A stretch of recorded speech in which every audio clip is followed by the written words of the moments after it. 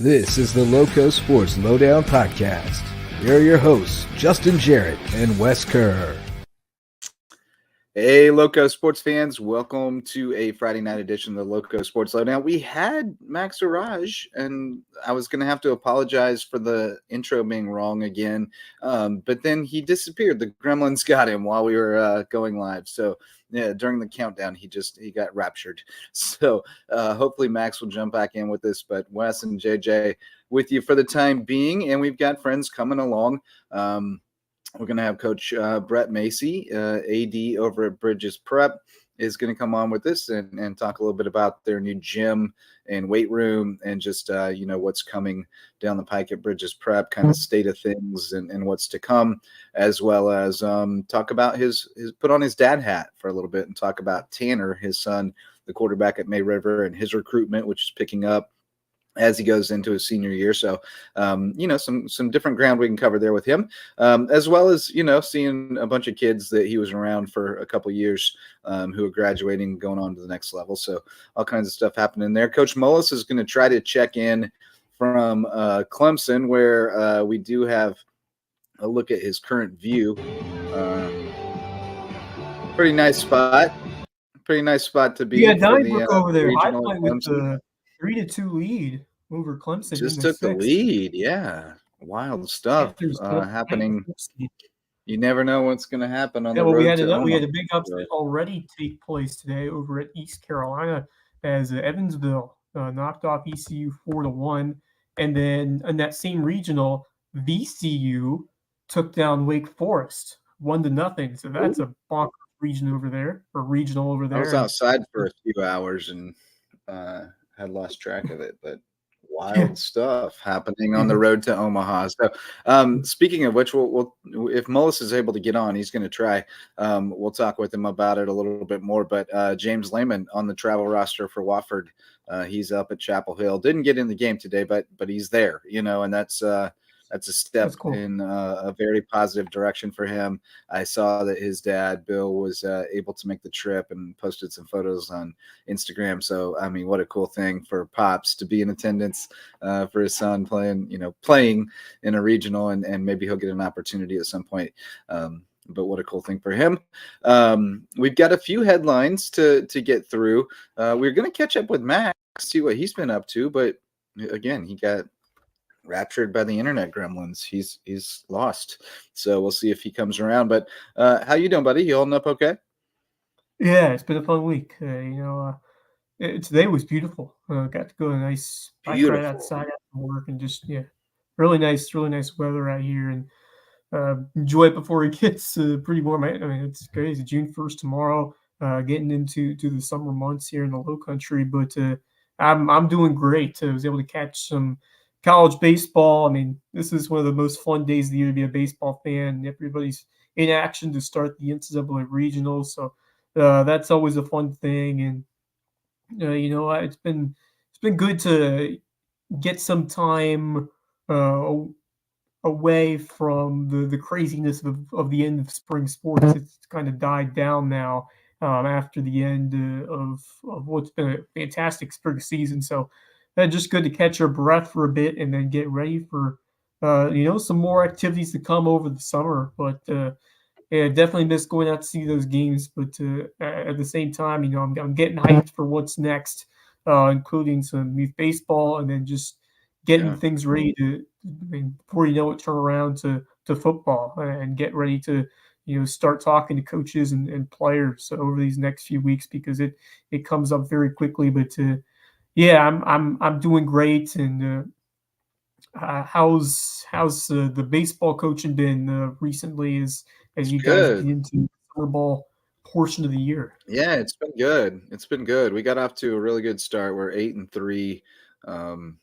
Had two really good tournaments and one where we didn't play as well. We were pretty banged up early on, and we're starting to get healthy now. We've had a couple weeks off, and we get back after it next weekend, and we'll be close to full strength, not all the way full strength, but a lot closer than we had been. So looking forward to that, seeing what those guys can do this season, but off to a great start. Trying to get some girls together to start practicing to see if we might become a travel softball team as well.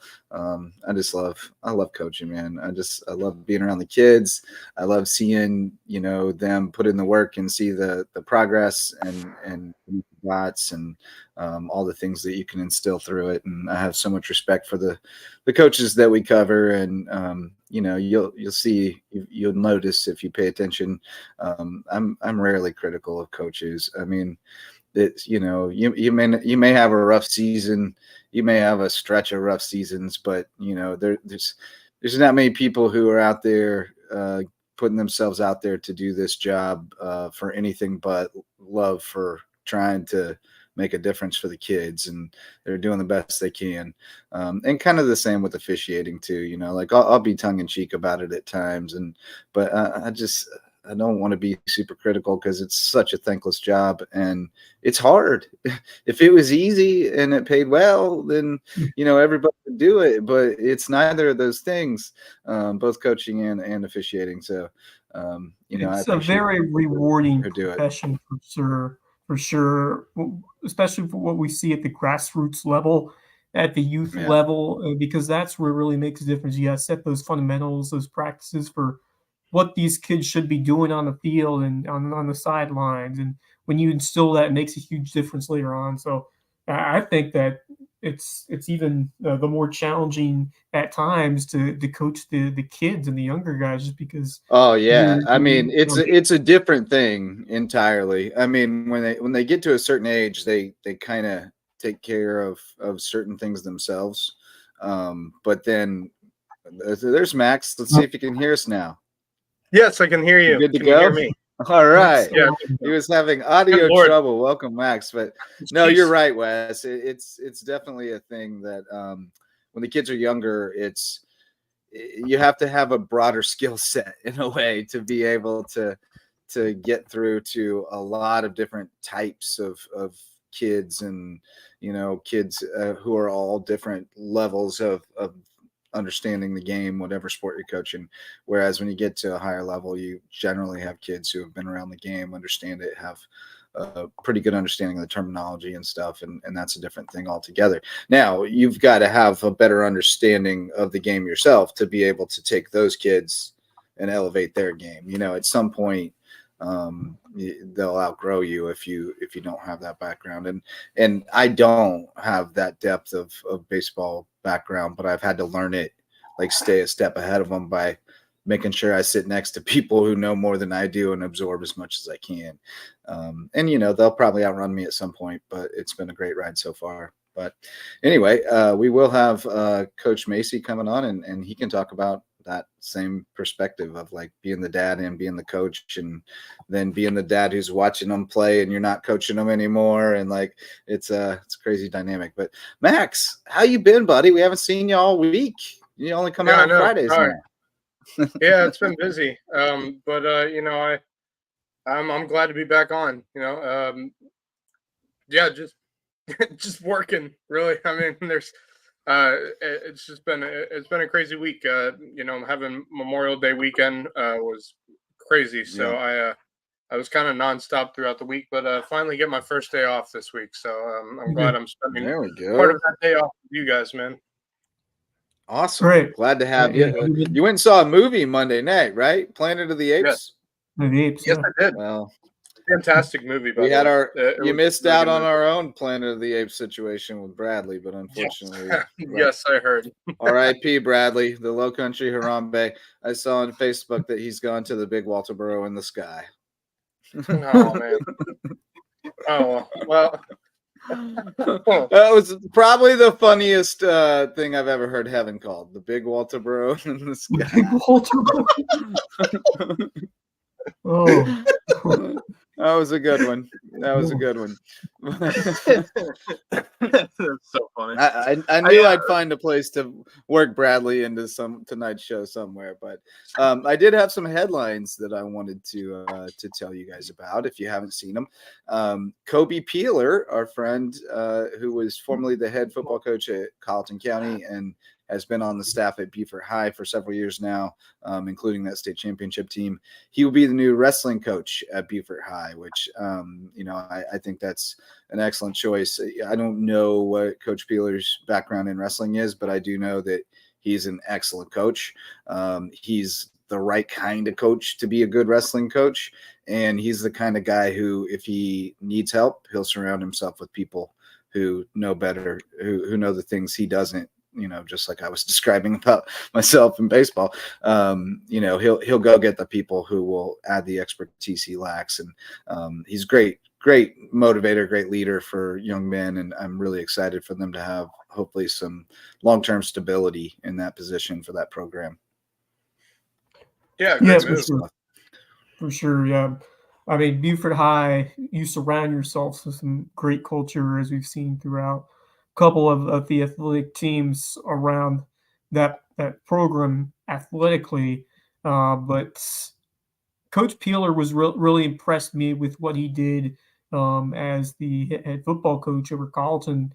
Just really fun guy to be around, talk to, and just a great spokesperson leader for his team. And I was just really impressed with how he handled it, because it was a tough situation over the time that he was there, having to get the guys to bind this program. I thought he did a great job of that. So interesting to see him now for a different sport. As you said, I'm not sure in terms of how he has performed like in the past in terms of his wrestling background, but even as I don't know much, I'm sure that he's going to do a great job, just because of how he surrounds himself with those good mentors and people, and displays that extra energy and work ethic to those kids, and does a great job of helping these kids become great people beyond just the field. And that's something that I really enjoyed when we were able to talk to him when he was over as head football coach over there at Colleton. So great seeing him in a different role, and just awesome for him to get another opportunity. Someone who really deserves that chance to perform well in this new role. And Beaufort is a program that I think is going to be on the rise in terms of wrestling, with the continued talent that we've seen in the football field. It's a great avenue for those players to compete in wrestling and find success there. And as a former head football coach, you have the extra knowledge and mindset of how can we develop these players into good wrestlers. You have that background already being in football. So he's got the built-in recruiting aspect of being on the football staff. So he's going to be telling guys all fall, hey, I'm the wrestling coach now. You better be out for wrestling this winter. So yeah, that's going to be a good thing for that program for sure. And then another hire over on that side of the broad, Taria Scott Aiken, who was on Lonnie Roberts' bench for years and years. She's a Estill native. She's going to be the head girls basketball coach at Battery Creek. So excited to see that. And then one other piece of news from over there, Talaja Bartley, who we had on the show a couple weeks ago, from Whale Branch, the South Carolina Coaches Association of Women's Sports Class 1A Track and Field Athlete of the Year. So some good news over there. And excited for Coach Aiken. Her son DJ was a great football player at Bluffton, went down to FIU. Last I saw, he was in the portal, but I don't know where he landed. But she's been over there working with Lonnie Roberts for a long time, and I'm excited for her to get that opportunity at Battery Creek. She's be good. Certainly earned it after the excellent work that we've seen, working under Coach Lonnie Roberts, and the energy that she showed on the bench to help these kids be the best that they could possibly be out there on the basketball court. And that's a sleeping, like a team you can't sleep on, because Battery Creek, they have developed some hard-nosed players over the years. And with a coach like that, that's going to really instill some extra energy in those young ladies. And So keep an eye on Creek. That's going to be a tough region. I think they'll play against Oceanside and some other quality squads over there in 3A. So I'd love to see this Battery Creek girls team take a step up, and we saw some quality encouraging signs over this past year. And so with a coach that has that winning culture experience over there in Bluffton, how can she take some of that and develop a side that will compete over there at Battery Creek? And I think she's a chance to do something special over there and really elevate what we could see from Battery Creek girls basketball, because they've had some good moments over the years. They just haven't been able to put it all together. And they've had some, like I said, they've had some tough region opponents, but I love the hire. I love how it's an internal Lowco, not internal, but a hire in the Lowco, that they're bringing someone in from the low country, which I think is and cool. somebody who paid their dues, Yeah. Yep. I'm sure she wanted the Bluffton job. They went a different direction, and now she gets her opportunity, and hopefully it works out great for everybody. Coach CJ seems to bring some real energy over at Bluffton, so hopefully it works out great for everybody and rising tides all around. But well, hey, our guest is waiting in the green room, so let's shout out the MVP sponsors, and then we'll get them in here. There are MVPs because they support us. Starts with my wife, Megan Jarrett, the official realtor of Lowco Sports. She's with Keller Williams of the Low Country, and she'd love to help you find your forever home in the Low Country, or if you want to upgrade to a new home, if you for some reason want to leave the Lowco and you got to put the house on the market, call on Megan Jarrett, the official realtor of Lowco Sports, and my wife. It'll help us keep Lowco Sports going. And when you find that home, you can call my friend Jan Lucas at Homegrown Home Inspections. They're our official home inspectors, and they will make sure you're making a great investment. They'll check over your home from top to bottom. And if you're building a new home, you got to have the phased inspection where they check on it every step of the build and make sure that it is built the right way with Homegrown Home Inspections. And then we have Hospice Care of the Low Country, official hospice provider of Lowco Sports, and the only not-for-profit hospice in Southern Beaufort County. Talked to my guy Rhino today from Hospice Care. Said Yacht Hop was a success, although they did have to move a lot of stuff inside, which is a bummer because the yachts are fun. Drunk people almost falling off yachts is funny.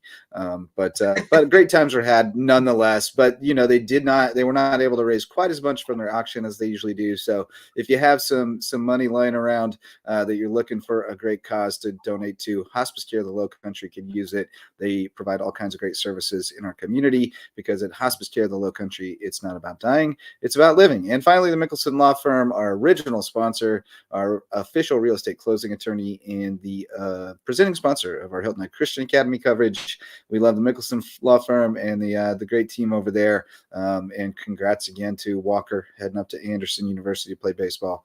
Excited to see him continue his career after winning a state championship. It was a good spring at the Mickelson household, I'll tell you that. Hey, man, and shaping up to be a good fall at the Macy household.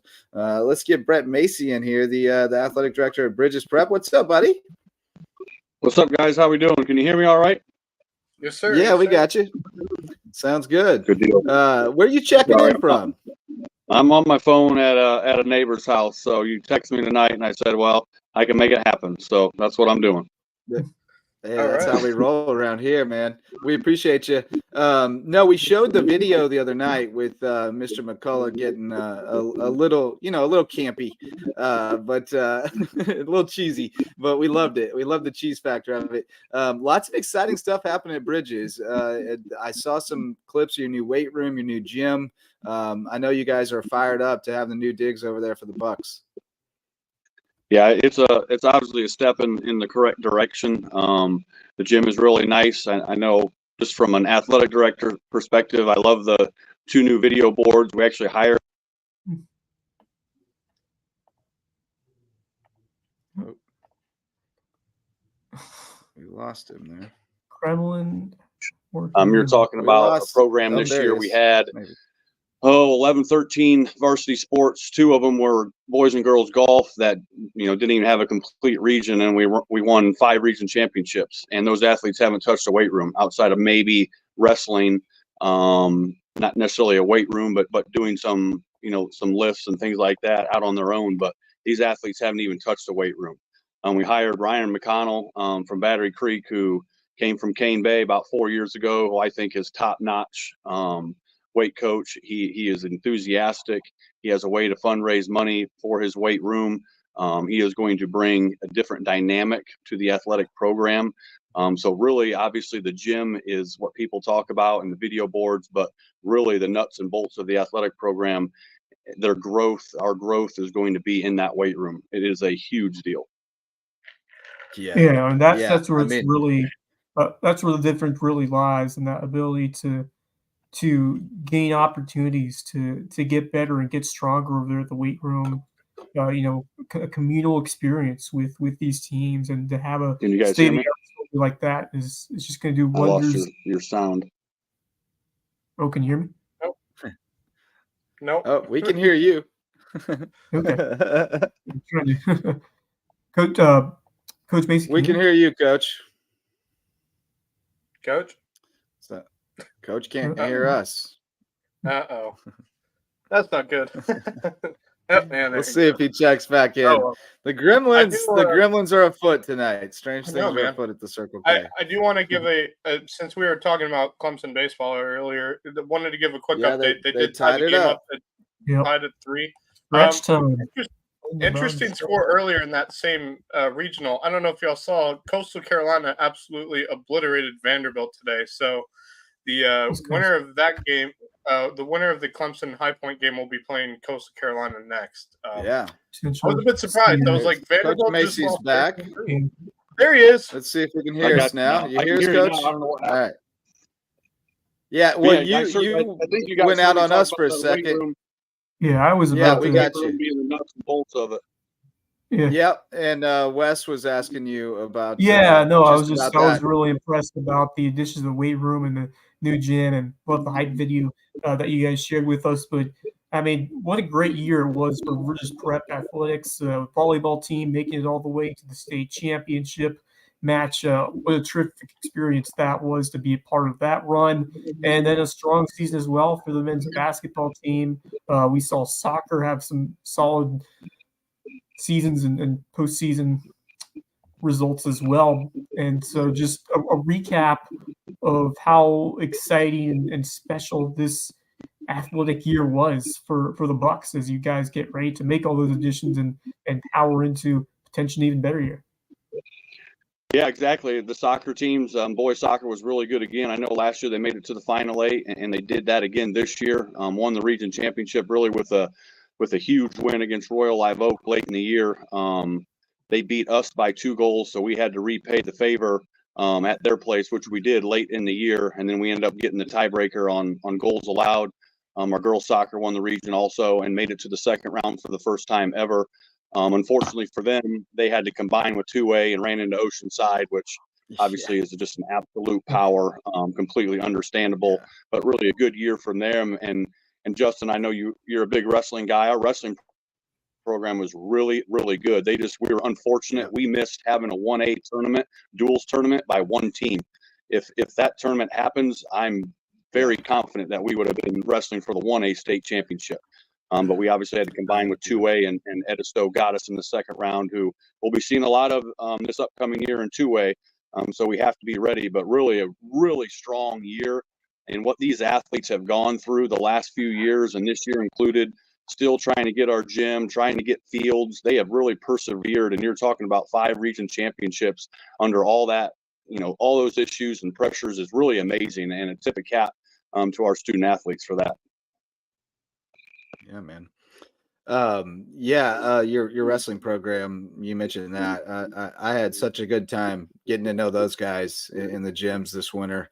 Coach Hagan, but with the middle school guys, I spent more time with Coop and Coach Dan, who, congratulations to Coach Dan, new baby, just born, today or yesterday, I believe. So congrats to him. Saw all those guys out at the fights the other night at the Foundry. I didn't see Hagan, but I saw Coop and Dan over there. But no, I love what's happening over there. But I also want to talk about, I want you to put on the dad hat for a little bit, because, in the fall, even though you're an AD on Friday nights, you don't have football. So you get to go be pops and go watch Tanner play for the Sharks. How excited are you looking ahead to his senior season and seeing him starting to get this recruiting interest from, big time academic places like the Ivy Leagues? Yeah, it's been fun. Obviously this year, being a dad, a little bit different. Was on the sidelines doing the chains. I thought that was pretty fun. Got me right on the field. I really enjoyed that. Yeah, so it's fortunate right now at Bridges we don't have football, so I don't miss anything football-wise for Tanner. But I really enjoy watching him play. He's turned himself into, a really good football player. So just as a father, I'm proud of him. Obviously, you mentioned the high academics schools. He's got a 4.9, almost 5.0 GPA. So that's what matters in high school sports. So, I mean, I love that. And I appreciate all of his hard work on and off the field. Coach, Coach, is there, you talk about football. Any time soon where, Bridges Prep brings football to the table?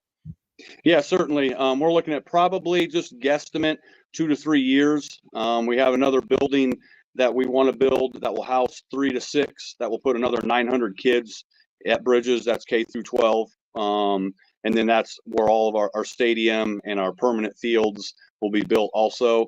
My goal, my thought, and it's an early thought, Max, is just simply starting with middle school and then going to next year JV and then into varsity. I just think that's the right way to do it. Obviously, you guys know I was at May River when we started, and that first year playing varsity football, it certainly helped the kids in the long run. But there was a couple games that it was dangerous for those kids. I mean, I remember up at Hampton, they were men, and I felt for those kids. So I just, I think that's the right way to do it. It's a way to grow the program and take those kids from middle school all the way up through their varsity year. But that's kind of the time frame I'm thinking right now. You were there. Yeah, that makes sense. Yep. Coach, you were there for the beginning of May River and that school's history. I mean, describe what you learned from that experience and how you've kind of carried some of those philosophies with you to this new opportunity here at Bridges Prep. Yeah, you got to have a good culture. You got to be in it for the right reasons, and those reasons are for the kids. And there's just no doubt. You have to work. I have to work for our coaches. Our coaches have to work their tail off for the kids, and it has to be about family. It has to be about culture. Our coaches have to be able to come to me with issues, with ideas. I have to be able to listen to them and try to put them in place. What we built at May River was obviously from ground zero, which had some advantages and some disadvantages. But I'm a firm believer in hiring good people and good coaches and let them do their job. And I'm there to support them and work for them. And that's really, it's all about the kids. And if you've got that in the back of your mind and you're a hard worker and you know your sport, you're going to have success in high school athletics. There's no doubt about it. Yeah, you guys will you mentioned it earlier, making the move to 2A next season with the multiplier. And that was, the source of much consternation for a while there. Everybody was talking about that. I think, we'll see how it plays out, but I think it worked pretty effectively to kind of set the playing field a little more level. I mean, guys like you are definitely impacted a little more, than maybe is intended. But at the same time, I mean, as I hear you talk, like you guys are trying to grow yourself into a pretty formidable athletics power as well. So, you're trying to follow that mold sort of what they are. So, I think 2A is the right place for you. But what are kind of your thoughts from your perspective on how the whole thing came down and did we get pretty close to where we need to be? Yeah, I think with the multiplier, we were sitting in 3A, which would have been too big of a jump. If you take our real numbers, just our kids, 9 through 11, we were going to be high 1A or low 2A, and it would have been really, really close. And so I have no problem with 2A. This is actually very similar. When we were at May River, we went from 3A to 4A, and we jumped in with Hilton Head, and Hilton Head was at the time one of the best 4A schools in the state. In fact, I think they were the best 4A athletic program.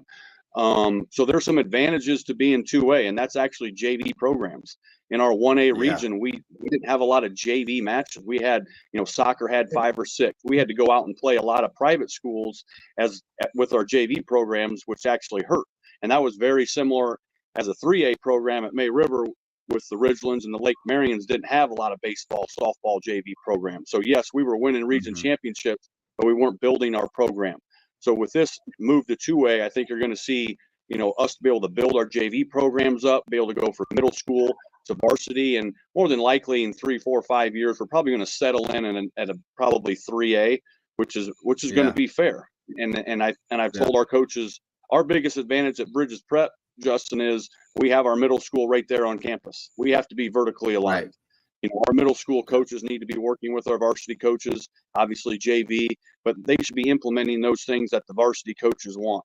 In fact, we just met, I met individually with our varsity coaches only, and I told them, you guys need to be the CEO of your program. Yes, you're the head varsity coach, but you need to have your thumb on everything that goes on at the JV and middle school level, and that's our advantage. Yes. We may be small, we may not have a ton of athletes right now, but we have that advantage of having our middle school right there with us. Whereas at a May River or any of the high schools here, those middle schools split up, and so you don't have that ability as a varsity head coach. So we do have that ability at Bridges Prep, and that was one thing we talked about when I was hired. I wasn't going to worry about it this year, but moving into year 2 and beyond, you have to have that ability to do that. And so we've begun that, those initial stages of doing that, and I'm excited about that as well. It's your minor league system, if you will. I mean, you got to keep an eye on how those guys are doing, and because they're going to be the future to your group, and you kind of have to see how the progress is going throughout the year, and then make the call-ups when applicable. So, that's an important part of the coaching process as well that might be overlooked at times. But, just going back to the growth of Bridges Prep, what are you hoping to see down the road, not just the athletic program, but just for the school and the enrollment going forward? Just, seeing the hype video got me excited, just not just athletics, but just how the school as a whole is really starting to expand into its own. So, how bright, I'm sure it is. But I'm sure you agree with my take on. I think this future of the school is going to be really bright. Yeah, and academic wise and just number wise, we're probably going to be about 100 kids K through 12 bigger than last year. There's 900 kids on the waiting list, 900 K through 12 that we can't get in right now. So you're looking at 2 or 3 years when that 3 through 6 building is built. Those 900 kids are going to be in there. And that's going to be where the high school, once those kids get up to high school, we're going to level off at we're going to be right in that solid 3A range. And we're going to settle at about 2,500 kids, K through 12, obviously, not high school, but K through 12 will be right around that 2,500 number in about probably 3 or 4 years. Wow. Yeah. Wow. Well, we'll let you get going, but I do have to give a shout out while we're talking Bridges Prep to my guy Stephen Mater. Recently, after long efforts, I finally recruited him to our Waves team. I'm super psyched to have him on board. I love that kid. He's a good athlete. I watched him all wrestling season, and it was his first year wrestling, but he was just the heart of a warrior. And and I had seen him every time I saw him play baseball. I was like, I want that dude, that blonde kid, because he may not be the most talented kid out there, but he plays harder than anybody every time I see him. And I stayed on him. We got him to come pick up with us for a weekend. He had a great time. We won a championship, and he bought in. So we're excited to have him. But look forward to seeing your guys out on the mat this winter as well. But good to chat with you, man, and we'll see you on the sidelines this fall. Absolutely. Thanks, guys. Have a good night. Take care, brother. See you, man. See you guys. Brett Macy, good to catch up with that guy. Go way back with him. I go way back to when he was an assistant basketball coach at Bluffton High School, and I was at the Packet. And then he became the head guy there, and then went to May River, and now to Bridges Prep. But I also remember when his daughter Brooklyn, another one, we didn't ask him about her, but she's coming up. She's got to be an 8th, going into 9th grade, I think. Well, she played on varsity basketball this year. She was, yeah.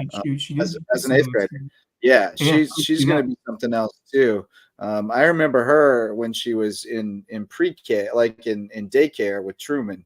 And the next time I saw her, she was about 6 feet tall. I was like, what the heck happened there? But good to talk with Coach Macy. Looking forward to seeing what Tanner can do this season. The varsity sponsors of Lowco Sports help us keep going. DDS Web Design builds, hosts, and maintains websites for businesses and nonprofits to get results. So if you need to get found online so you can do more and think bigger, go to ddshhi.com. Just talked to Denise today. She said people who aren't getting what they need out of their website need to go to DDS. Give them a call. Parker Law Group serves legal needs across Colleton, Hampton, and Jasper counties. So if you're out there and you're having trouble, you need some legal assistance, call on Parker Law Group. They're helping us expand our coverage in those counties and shine a light on more deserving teams and student athletes around the Lowco. Dr. Ambrose Cole, if you're not feeling good, the body's a little cracky, go to Dr. Ambrose Cole. He'll get you feeling right. He is at Rooted Living Wellness in Bluffton, and he'll get you feeling right, mind, body, and spirit. And Reverence Wrestling Club, if you got to take your skills on the mat to the next level, go to Reverence Wrestling Club. They're our official wrestling sponsor and the presenting sponsor of the Lowco Grind. And speaking of wrestling, I saw Houston Rudisil got the state championship ring today, the first of perhaps many. But pretty cool. That dude's awesome. I look forward to seeing him do a little MMA fighting one of these days. He's done a couple fights already, but he wants to get in that cage, and I'll be excited to see it when that time comes. But we're hoping maybe Coach Mullis can pop in. He's he's in the thick of it at Clemson where it's tied up. It's a close one.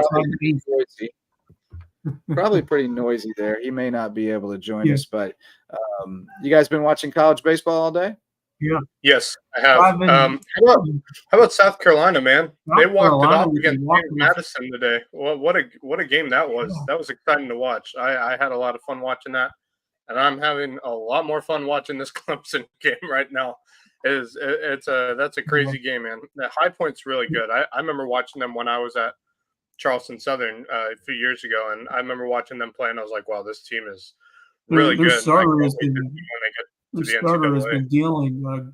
Gus Hughes has been dealing for the High Point Panthers on the mound, and it has been a tight one. Clemson had a chance to. I thought they were going to break it open. They had runners in the corners, which I think one or no outs, just an inning or so ago, unable to get the lead. I thought they would, but we're in the eighth inning now, and it's a 3-3 game. Clemson battle. High Point just got out of a jam in the seventh too. Yeah. Speaking of College World Series, I mentioned last week about my new friend Louis Sellers, who played for Georgia Southern in the 1973 College World Series. We invited him to come on the other night, and he said Monday night, and he said I appreciate the invitation and I'm flattered by it. However, I came down with a cold and I'm not feeling well right now. So I checked in on him this evening, and he's still battling his cold, won't go away. He's going back to the doctor.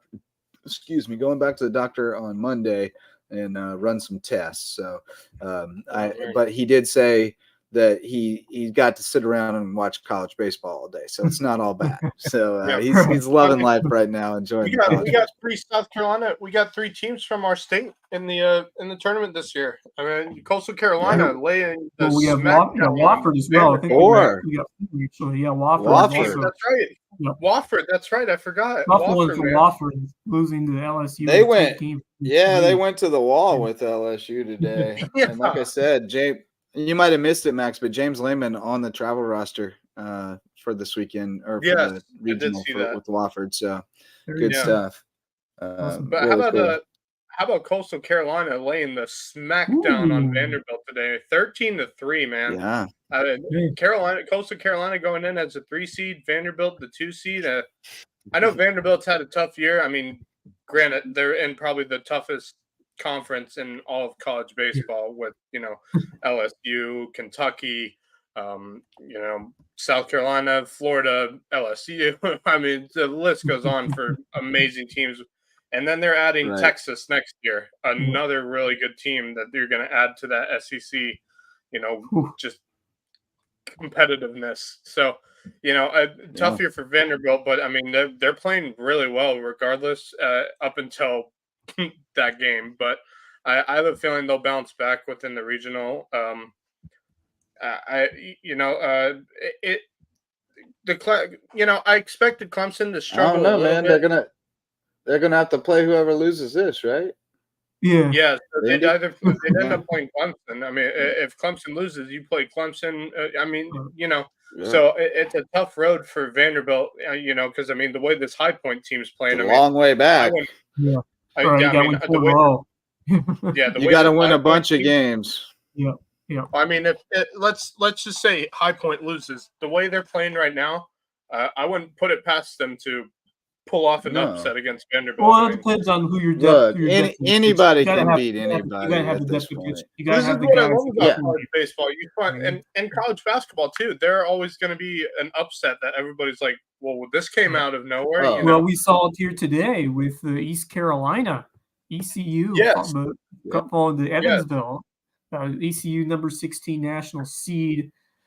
Evansville was one of the teams that was getting trashed on for getting in because they had somebody on the committee, right? Yeah, I like it when those teams beat somebody. That always makes me happy. But talking baseball and bringing it a little closer to home, we've got the Ospreys are opening up Monday night at St. George, and then they'll be home Wednesday. I've dug in a little bit more. I believe it's the head coach at Battery Creek who is heading things up. His name's Clay Stanley. He's heading things up over there. They're playing out of Creek. They've got, looking at rosters, it looks like 4 or 5 guys that were on the varsity team at Creek this year. They've got 4 or 5 guys that played at either varsity or JV at Beaufort High. They've got a couple of guys from Holy Trinity, including the Davis kid, Jaden Davis, who's pretty prolific young guy. Bryce Young, who I think goes to BA, but where they maybe had a JV team this year. But he's pretty good, plays good on a good travel team. So, they've got some talent. The Hollingsworth brothers can both play. Yes. So they got some guys who can play. I don't know what it looks like as a team. We'll have to see. But they've got some dudes who can play a little bit. So it's exciting. I mean, it's exciting for me just because I want to see Legion ball come back. Like I love it conceptually. I love the history of it. I love, I think it's been an important part of like baseball development over the years. And I'm glad to see it come back to the area. And obviously Carleton has a team too, Walterboro. So we got 2 teams in our coverage area. And it's just something for us to do all summer. You know, I can run over to Battery Creek on a Monday, Wednesday, or Friday evening and catch a ball game. That's fantastic. Yeah. So looking forward to that, and just excited that it's another outlet for kids to play ball. Good stuff. Yeah, I mean, we're trying to get somebody on here this week, but go ahead. It was cool to see that. Growing up, I could go and watch these high school kids compete during the summer at like a high level. I mean, the Low Country Heat had some quality players over the years, and that was a fun experience just for kids at the time. And so great to see that. Hopefully it becomes a thing where you see multiple squads around here again, because it was sad to see that Legion ball just slip away the last decade or so. It hasn't been a thing. So great to see that at least coming back over there with the Ospreys. And I remember seeing all the scores and the highlights on the sports page for your Island Packet back in the day, and just to see all that was going on there. It was fun to keep an eye on that when everything else was on summer vacation. But, exactly. I mean, there's not much going on. I remember spending hours on the phone with Randy McGarvey, Big Randy, when he was coaching the Heat. And he'd call me and I'd answer, and he'd just start going, and he'd just talk about baseball for just hours. And I'd walk around outside at my apartment in Westbury Park because I couldn't get a signal inside. So I'd just be walking around the little lagoon outside, listening to Randy just talking about baseball for hours on end. And half the time I didn't even know what he was rambling about, but I let him keep going. I try to record most of it. We might get a story. I'd have to do a Legion notebook at the end of the week, so maybe I'd be able to get a note out of there. But yeah, it was a good time. Speaking of storytelling, last night I got to sit with one of the great storytellers. You know him well, Wes. Curry Kirkpatrick joined us on Red's Barbershop. So I got to sit with two of my favorite people who were reunited. They knew each other before I was born, almost, like when I was born, well before I knew either one of them. But here's a little clip of them reminiscing. Well, let me tell you my Boeheim. Let me tell my Jim Boeheim story. I mean, it goes so far back with him. Did tons of stories. But one year, we made Gary Payton of Oregon State. Remember the great defensive player? Made him a college player of the year. Named him college player of the year. Late in the season, put him on the cover. So Boeheim was furious, of course, because he had DC. That was DC's year. So I cover Syracuse plays Georgetown for the championship of the Big East on a Sunday afternoon, and Georgetown wins the game. But they come in and there's a big press gathering after the game. Boeheim comes in. I'm so proud of this because both coaches killed me, both of them. In front of the national press. And in fact, I'm standing next to Spike Lee because he was a big, he's a big Georgetown honk. Yeah. So he's at the Syracuse, but it's at Syracuse. So Boeheim comes in, and somebody starts to ask him a question. He says, "Just a minute," and he points at me and says, "Kirkpatrick, you know that Gary Payton is not the college player of the year. Derek Coleman is. I mean, he got this. He's just played the game of the year, and he goes after me for that. It's hysterical." Yeah. Anything go. I'm telling you. You know how he is. He gets finished with that, and now John Thompson comes into Georgetown, and he kills me for something. He says, "Kirkpatrick, get out of here. I'm not talking." Because I was always writing stuff about Georgetown.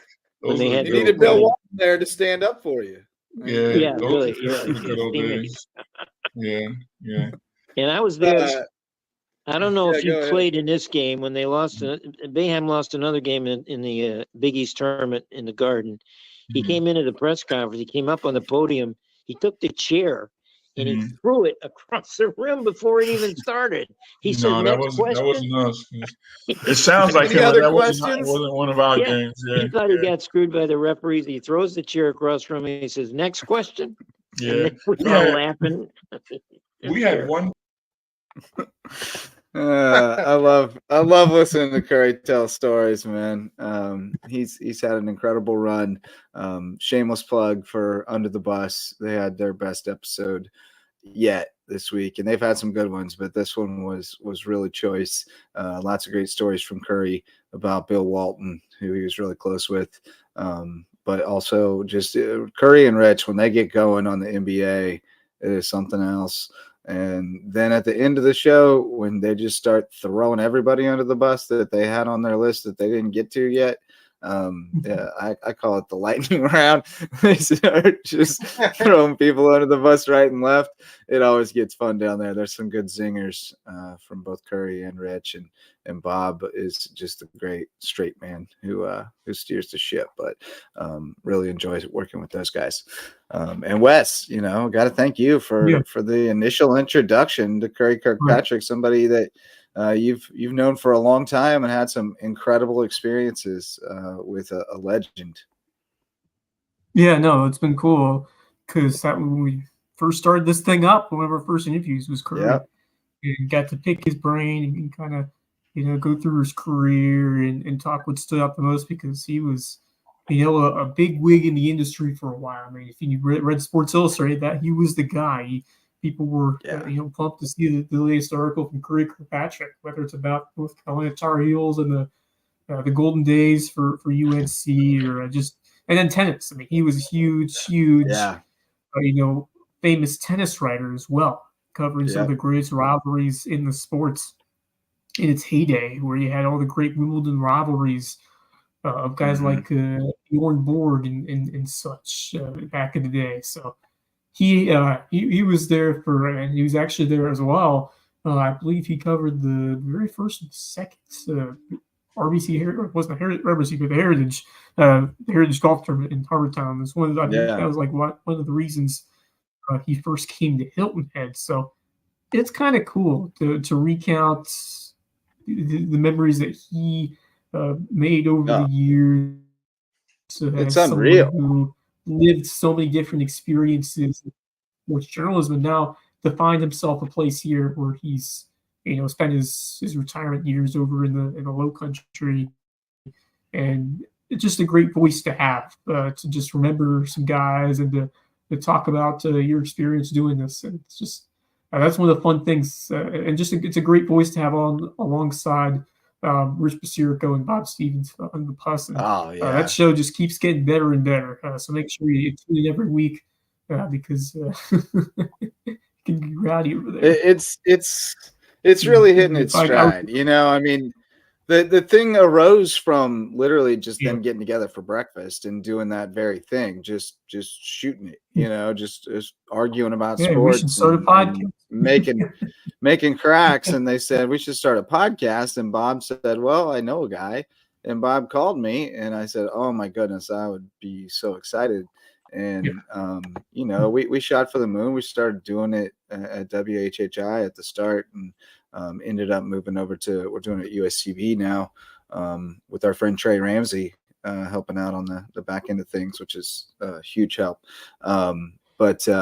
But no, they've really grown into it. Like they take it very seriously, particularly Curry and Rich. They come in with their notepads and they're prepared, and they know what they're talking about. They're not just talking out of their, and they've thought about it and put some effort into it. They prepare for it. Even last night, like Curry was like, how do I prepare for this? Like what are we going to talk about? And I said, well, it's really kind of just a barbershop freewheeling type of deal, but we're going to reminisce, so come with some stories. And I always ask how you got to know Red, how you guys crossed paths. So, and usually it's kind of more general than specific. It's like, well, he was a big deal and I saw him, like he could jump out of the gym. Everybody was talking about this kid from New York City who was going to Syracuse, and I saw him and, saw him play, and I know who he is. But now Curry's still super sharp and he's still really plugged in. And I really enjoy, getting to hear his perspective on things currently, but then also his ability to tie it back. I think about him, I don't know how old he is, but he's getting up there. He's one of our institutions, and I think often about our friend Coach Glaze and what he said about the libraries and how we gotta access these libraries while they're still open. And I feel that way a little bit about Curry. Like every week I'm just like, yeah, I get to access a little bit more of that library while it's still open. And we get to share it with the world, and that's super cool. So I appreciate that. But hey, the Lowco Booster Club, they support us, so please support them. Court Lifestyle Pros, they're with Charter One Realty, Daniel and Debbie Court, Lowco natives. They want to bring you home to Hilton Head Island. Revive Rehab, Women's Health, and Pelvic Floor Physical Therapy. That's where you'll find Dr. Allie and Dr. Jen, and they love to work with new moms and get them feeling right again. Eagle Creations has promotional items and custom apparel and all kinds of other great stuff. Just stop by their showroom on Argent Boulevard to see what they can do for you at Eagle Creations. Jay's Barbershop, the place to be in Ridgeland. Whether you need a haircut or not, go in there, downtown Ridgeland, check out, get some great conversation, come out looking stylish at Jay's Barbershop, and turn right or left for tacos. And Barefoot Floor Care of the Low Country, Chris Odom. He'll get your floors so clean, your feet will thank you. He presented at BNI today and showed some videos of some floors, some tile floors, where the grease used to be and where he'd cleaned it and it wasn't. Ugh. It was so gross. If you have greasy tile floors where the grout is all greasy, clean them things. Call Barefoot Floor Care of the Low Country. But hey, do we have anything to share and tell, boys? Here's something. I know what we can share, Wes. We ran into Coach Versip yesterday over at USCB. We got to talk with her. That was cool. Yeah, no, that was a ton of fun to be able to converse with her and just get our sights set on this new season. And I talked to Bracken Lambert as well about how both these men's and women's teams are looking, because a lot of news coming over these last few weeks is transfers come in and we get things set up, because I'm getting pumped just by hearing some of these names on both these squads, and not just the names coming in, but some of the players returning, especially Lydia on the women's side, who we weren't able to see, who missed last season with injury. Now she's back, and just adds to the talent and just the hard work that these young ladies put in. And I just expect a big step of growth coming up in year 2 for this program. I think you can say that about the guys team as well. Ron Fudala he is the guy. He is such a fun coach to be around, and infectious energy, and that really seems like that's really enticing some more guys to come over here and join this up and coming program in Division II basketball. Right near the beach, great area of the country to be around, and these guys are really buying in, and despite losing some key pieces, including Marcus Overstreet, who was the foundational guy, you bring in another big coming in who might be as good or better. So the sky's the limit right now in terms of what we can see for this program going forward, and just I can't be more excited. I actually got to talk with Brocken and see some of the new additions that are coming on the gym, with the new seating, upgrades to the seats in some of those sections, new entrances for some of the teams, and just overall an even better game day experience than what we saw in year 1. And that's saying something, because I thought locker rooms. Yeah, locker rooms is the big thing. They won't have to share the bathroom with the public at halftime. That's a little rough. That was a little rough from year 1, but we lived through it. We lived through it. In spite of that, it was a great season. But yeah, that's a big addition. Locker rooms, not having to tell people, sorry, you can't use the bathroom. The team's in there right now at halftime. That's a bit much. But speaking of Ron Fudala, traded text with him earlier today. He's out of town this week, but would love to jump on with us next week. So we'll plan on getting Coach Fudala on here to bring up the energy level and update us on Sandshark Hoops next week. Kieran McCardle also said he would join us next week. I didn't realize at the time when I asked him why Friday wasn't good. He plays tomorrow, I think, assuming he's still playing for the Water Dogs. They're firing up another season of PLL again. Like apparently they just like rolling seasons over there. I don't know what's going on. It's like, but they got another one going, I guess. And he's got a game tomorrow. So, but he'll be around this week. And his assistant coach, Brooks Van Esselston, he's been doing some coaching with him. He's going to join us as well. And then CJ Frazier, Bluffton High School legend and new football coach at Hardyville High School. He's going to come on with us next week as well. And Sarah Beachkowski, Coach Beach.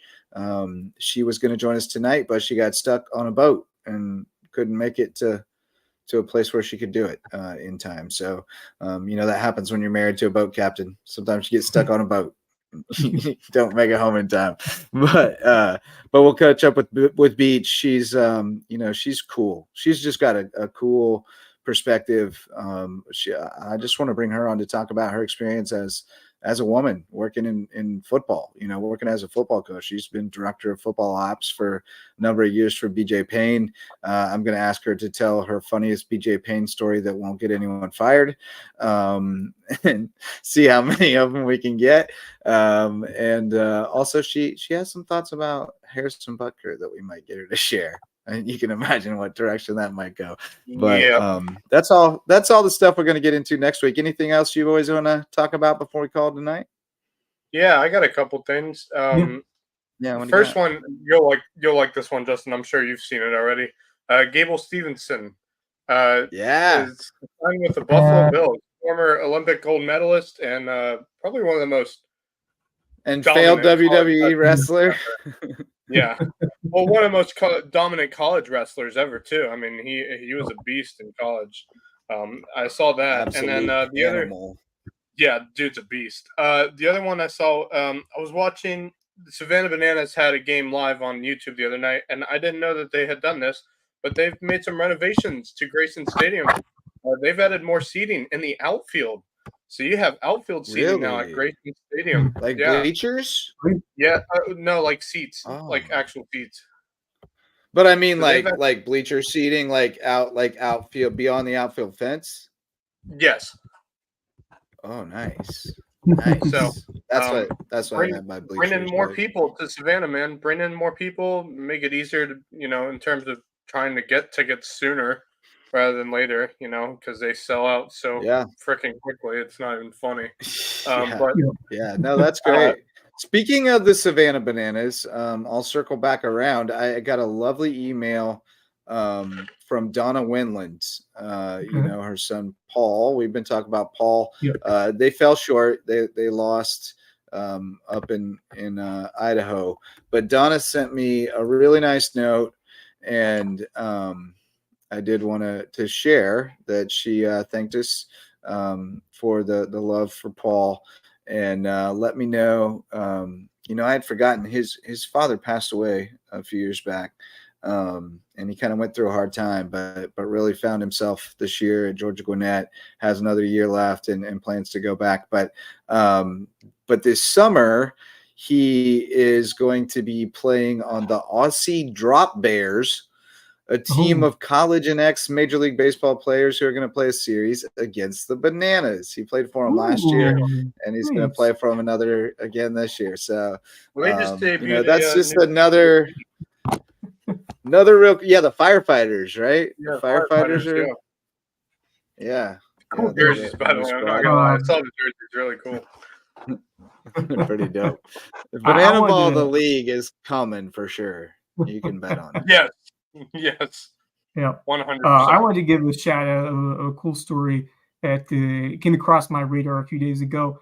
We're watching college baseball, the regionals, and South Carolina paired in the same regional as NC State, but that's not the headline I would to tell you about, because there's another NC State student who made headlines over in England with her second win in the Gloucester cheese rolling competition. Her name is Abby Lampy, and she competed in this crazy event that they do every year in England, where you roll down a hill chasing the cheese, rolling down that hill. I saw a video of this today. And the first one to get that cheese wins.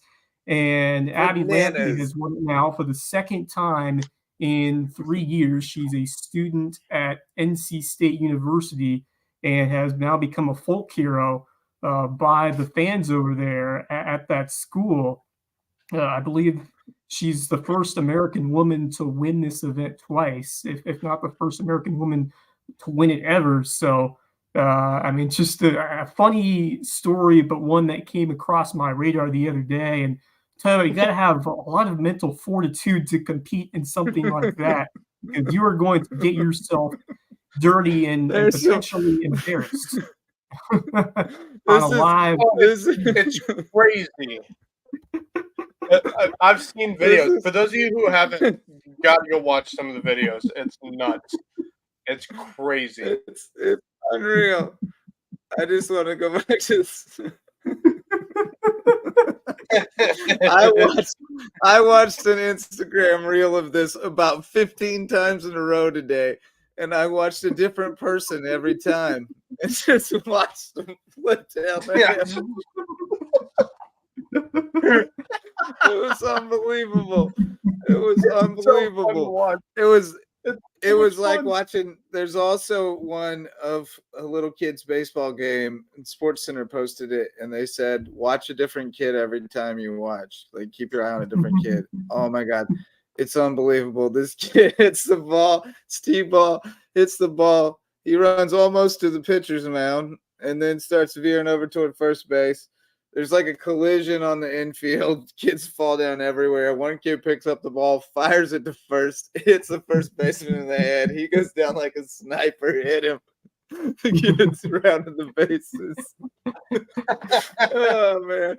It's unbelievable. But the cheese roll video, I mean, I lost a good 10 minutes of my life to just watching the cheese roll video on loop today. So good call, Wes. The cheese roll is an unbelievable spectacle of the human spirit. Jason really blocking cheese down the hill is unreal. But that's a great place to end it tonight, boys. Great time, as always, talking sports with you guys. Great stuff with Brett Macy. What a terrific guest. He's he really polished interview tonight from Coach Macy. He was on top of his game, brought the fastball. Great to talk with him. Didn't get Mullis on, but we'll definitely hear about his experience at Clemson. On the flip side, we'll get him on to talk baseball sometime next week. And we'll check out the rest of this game. And you can too. Thanks to all of our sponsors, and thanks to you for showing up to listen or watch. For Max Arraj and Wes Kerr, I'm Justin Jarrett. We'll see you Monday night. Till then, go Lowco. The Lowco Sports Lowdown podcast is a production of Lowco Media LLC and LowcoSports.com, an independent media outlet providing grassroots local sports coverage in the South Carolina Lowcountry. We are sustained by community support from sponsors and patrons like you. Get in the game with a monthly pledge of $1 or more at patreon.com/LowcoSports to keep us going and growing. Go Lowco.